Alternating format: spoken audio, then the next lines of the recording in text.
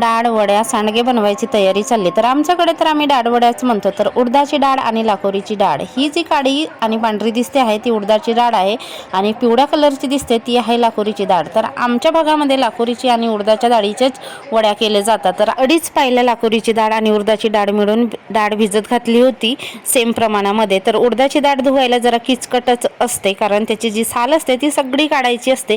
तर घरीच ग्राइंडर आहे, डाळ आम्ही घरीच पिसवून ठेवला। चांगली 5 ते 6 तास डाळ भिजत ठेवायची, त्याच्यानंतर बारीक करून घ्यायची।